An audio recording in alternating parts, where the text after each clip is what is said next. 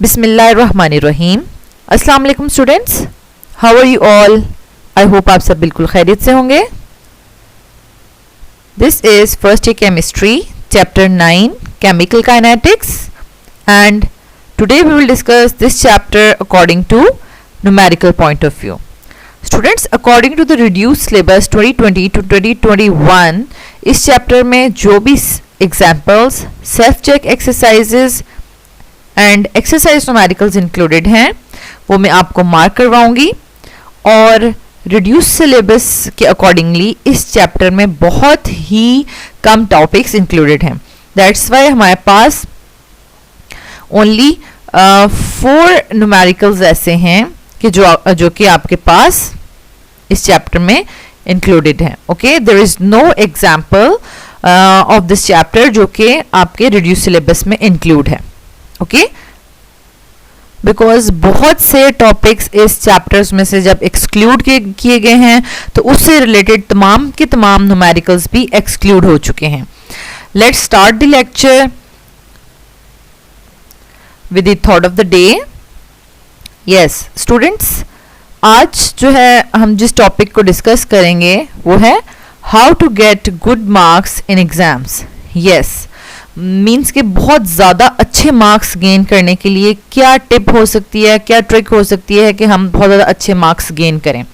ठीक है, तो स्मार्ट स्टडी किस तरीके से करनी चाहिए। तो स्टूडेंट्स, इसके लिए हमारे पास जो एक टिप है जो कि मैं अपनी ड्यूरिंग माई लाइफ जो है मैंने प्रैक्टिस की है वो है practice. Yes, practice practice practice.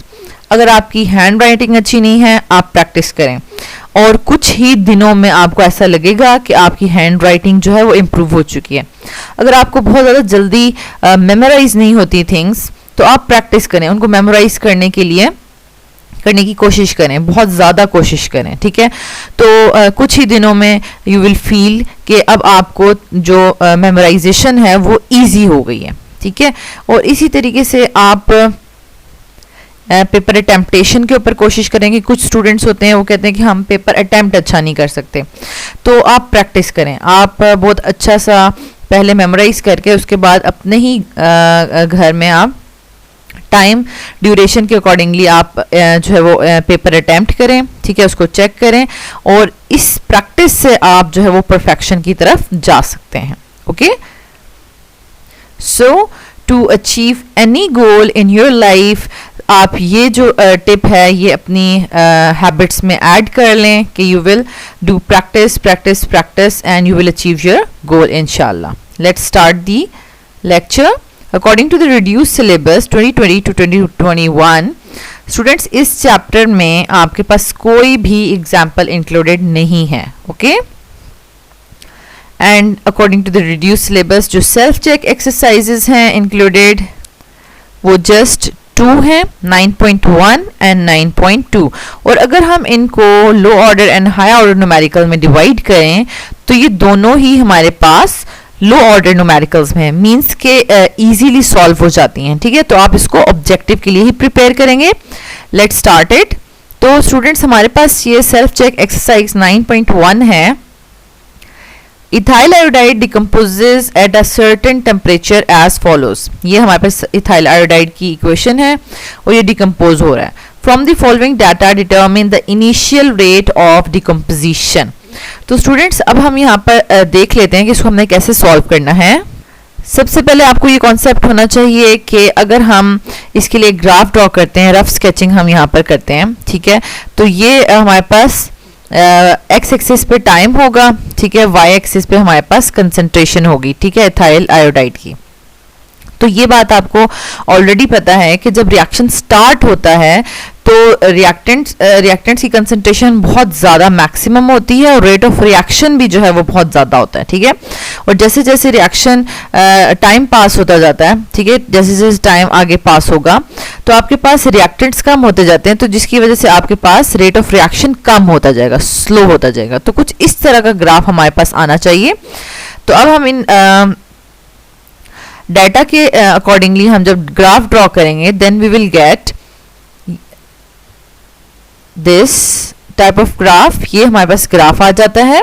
ठीक है, तो अब स्टूडेंट्स जब हमारे पास ये points A B C 1 2 3 4 and 5 इन पॉइंट्स को जब ज्वाइन करेंगे we will get a curve. तो हमारे पास एक कर्व आ जाता है। तो स्टूडेंट्स जब इस तरीके से हमारे पास एक कर्व आता है, ठीक है, तो इस कर्व के साथ हमने एक स्ट्रेट लाइन जो ड्रॉ करते हैं, ठीक है, ये मैथ्स के स्टूडेंट्स को मोस्टली ये बात पता होती है कि अगर हम कर्व के साथ एक लाइन ड्रॉ करते हैं जो कि कर्व को सिर्फ एक ही पॉइंट पे टच कर रही हो, ये तो थोड़ा ज़्यादा पॉइंट्स पे टच हो गया यहाँ पर, लेकिन सिर्फ एक ही पॉइंट पे टच कर रही हो, तो वो उस लाइन को हम स्लोप लाइन कहते हैं। स्टूडेंट जैसे कि यहाँ पर मैं आपको ड्रॉ करके बता रही हूँ कि अब ये ग्रीन वाला जो हमारे पास कर्व है, ठीक है, तो इस पे हमने ये एक स्ट्रेट लाइन इसके साथ पास करनी है, तो ये सिर्फ इसको जस्ट 1 पॉइंट पे टच होनी चाहिए, ठीक है, जैसे कि अब ये यहाँ पर टच हो रही है, ठीक है, 1 पॉइंट पे टच हो रही है। तो हमें अब इसको initial rate of decomposition find out करना है। तो हमें ये लाइन इस तरीके से पास करनी है कि ये कर्व को जो है वो सिर्फ at time t equals to 0 पे टच करे, ठीक है, यहाँ पे टच करे, ठीक है, टाइम t इक्वल्स टू 0 पे, और ये स्लोप लाइन इस तरीके से हम इसको जो है वो ड्रॉ कर सकते हैं। अगर हम इसको यूं करेंगे, इस तरीके से करेंगे, तो ये बहुत ज़्यादा पॉइंट्स पे टच हो रही है, लेकिन हमें इसको जैसे इस तरह से रखना है कि ये हमें सिर्फ पॉइंट 0 पॉइंट पे इसको टाइम t इक्वल्स टू 0 पे टच हो रही हो, ठीक है, इस तरीके से इसको हमने सेट कर लेना है। और इसको हम जितना भी लाइन को एलोंगेट करेंगे उसके अकॉर्डिंगली हमारे पास स्टूडेंट्स ये दो वैल्यूज़ आ जाएंगी। एक इसको जब हम y एक्सिस को इस लाइन के साथ टच करेंगे तो हमारे पास यहाँ पर डेल t आ जाएगा, और यहाँ से लेकर यहाँ तक हमारे पास डेल्टा x की वैल्यू आ जाएगी, और ये स्लोप है, ठीक है। तो बेसिकली हमारे पास जो स्लोप है वही rate of initial rate of decomposition है, और वो हमारे पास है del x divide by del t के इक्वल, ओके। और ये फार्मूला हमारे पास किस तरह से आया है, hypotenuse is equals to hypotenuse जो परपेंडिकुलर ओवर बेस के इक्वल होता है, ओके स्टूडेंट्स। तो स्टूडेंट्स अगर हम यहाँ पर नोट डाउन करें कि हमारे पास ये वैल्यूज़ कहाँ से कहाँ तक आ रही हैं, तो यहाँ पर हम नोट कर सकते हैं कि x की वैल्यू 0.23 से 0.36 तक आ रही है, ठीक है, एंड हमारे पास जो डेल्टा t की वैल्यू है वो 0 और 30, ठीक है, 30 माइनस 0 यानी डेल्टा t आप इस तरह से फाइंड आउट कर सकते हैं, और 0.36 माइनस 0.23 हम जो फाइंड आउट कर सकते हैं डेल x, ओके। तो अब हम इनको यहाँ पर ड्रॉ करते हैं।